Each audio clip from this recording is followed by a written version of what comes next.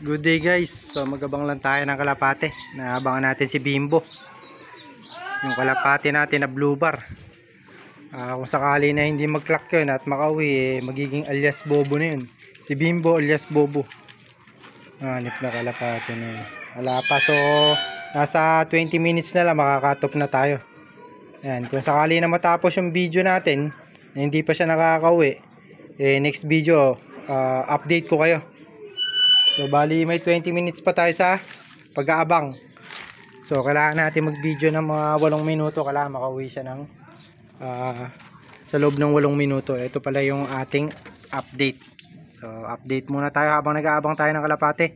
Abangan lang natin. Nag-iisa lang na may panglaban natin ngayon sa mga bago sa YouTube channel ko. Nag-iisa lang yung panglaban natin ngayon. So kumbaga pilit lang yun yung panglaban natin ngayon. Bali ala kasi tayong panglaro kaya nailaro natin yun. So hindi naman natin maalagaan ng mabuti at alam niyo naman nagtatrabaho tayo. Saka yung kalapati kasi natin yun galing sa stock loop yun or stock breeder. So pinanglaro natin ng South yun kaso nga hindi rin pinalad sa South. Kaya ngayong summer natin na ilaro. So matagal siyang nandun sa stock bird. So update na tayo habang nag-aabang tayo. Ayan, mukhang may nakauwi ata. Tignan ko nga muna. Malubog wala pa. Okay, nakakabahan lang tayo kasi malapit na tayo makatop. So ito yung update muna tayo habang nag-aabang tayo. So sa mga bago sa YouTube channel ko, huwag nyo kalimutan na mag-comment, mag-like at mag-subscribe sa YouTube channel natin. Ayan. Ito yung checkered natin. Ayan. So malapit ko nang ihiwalay yan. Baka bukas ihiwalay ko na to mga kabi. So araw ng linggo ngayon. So upload din natin yung video natin ngayon. So susunod na video, halimbawa hindi makauwi ngayon sa loob ng 8 minuto yung kalapate natin, susunod na video ko kayo i-update kung makakauwi pa si Bimbo. At sana hindi naman maging alias Bobo at makauwi pa yung kalapate natin. Ayan. Mag-clock sana. Ayan yung mga blue bar natin. Ayan. Gandang kalapati So pangwalay na to mga kabi. Nasa 23 to 25 days old na to yung mga blue bar natin. So halos magkasabayan sila. So hindi ko alam kung sino una kung sino una sa kanila. Pero una ata to ng isang araw o 2 araw. Ayan. So ito solong anak to. Ayan, nakita nyo siguro. Hindi sila nagkakalayo sa laki. Bali ito yung blue bar natin. So medyo malaki lang siguro ng konti ito.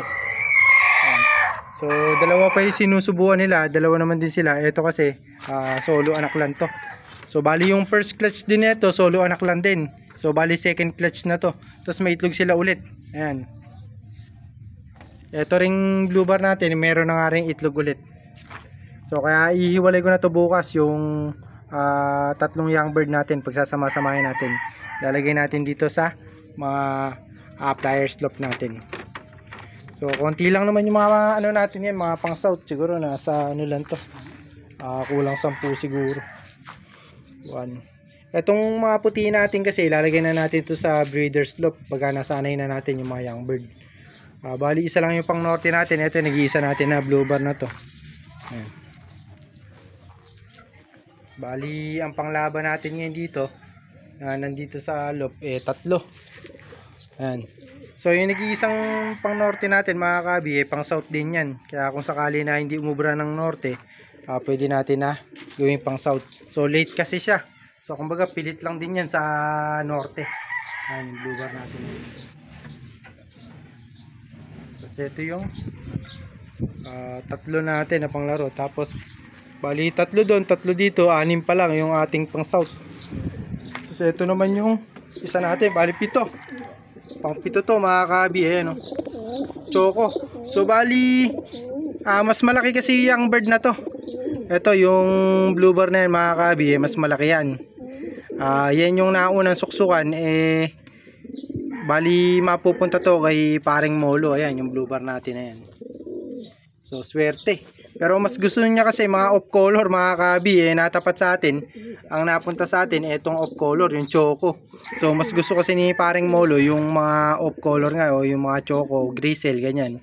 So ayaw niya ng mga regular color. Pero kahit ano naman siguro at sinuksok lang natin to. So bali bigay to, wheeling natin, binigay to kay paring Molo. So bali nagpupunta-punta kasi dito si paring Molo, nakakakwentuhan namin dito ayun nga. So bali nag-decide ako na sabi ko magpadala ka ako ng singsing. So sinuksok natin to. Ito. So mas malaki yan nung una mga kabi, kaya nauna siyang suksukan. So bali na late ng isang araw yung singsing natin, kaya yung medyo mas maliit yung nasuksukan natin. So natapat naman mga kabi sa kanya yung blue bar, sa atin yung choco. Ayan.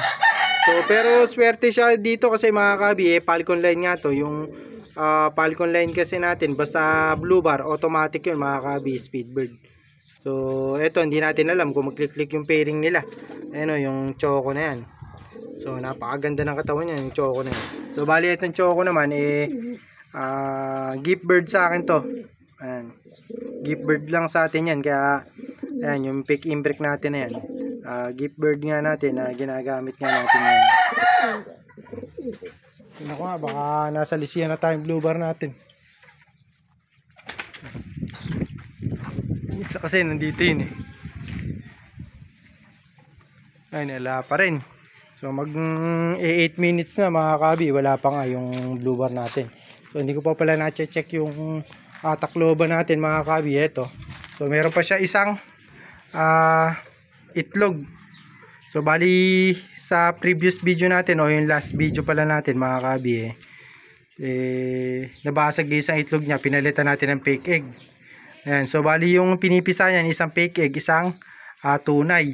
So kapag may similya yan, bali ilalagay ko dito mga kabi, dito. Yan sa choco. Diyan natin ilalagay. Ayan. So bali magiging 3 yung itlog nila. Dahil ilalagay ko nga itlog niyan.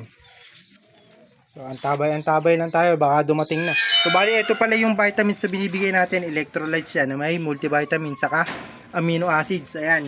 So bali nabili lang natin, in order natin. Ayan yung pinapainom natin.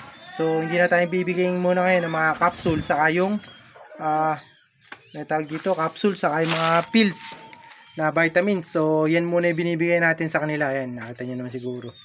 Ayan. So iniinom naman nila pagka pala nagtitimpla kayo mga kabi ng mga vitamins na ganito, try nyo muna na magbigay ng konting amount. Tapos pagka na-try na nila, kumbaga sanay na sila na uminom ng ganyang lasa. Kasi kung minsan kasi mga kabi, kapag nabago yung lasa nung iniinom nila, ayaw nga uminom. So nagkokos nga ako minsan ng dehydration ng mga kalapate, at sunod-sunod nga nagkakasakit yung mga kalapate. Kasi nga ayaw uminom, masyadong matapang, saka hindi sila sanay. So ngayon, pagka nasanay na mga kabi, kailangan kasi konti-konti nga lang para madaling masanay. Konti-konti lang yung bibigyan yung vitamins, tapos hanggang sa masanay nga. So kapag nasanay na at gusto nyo na medyo tapangan, so nasa inyo na yun. Ayan. So yun nga mga kabi, update ko na lang kayo sa susunod na video. Tala pa rin yung isa natin, yung blue bar natin, si Bimbo alias Bobo. Ayan. So konting minuto na lang kasi mga kabi, makakatop na yung kalapate natin yan. So happy flying sa inyo, God bless, at good luck sa lahat ng mga may race.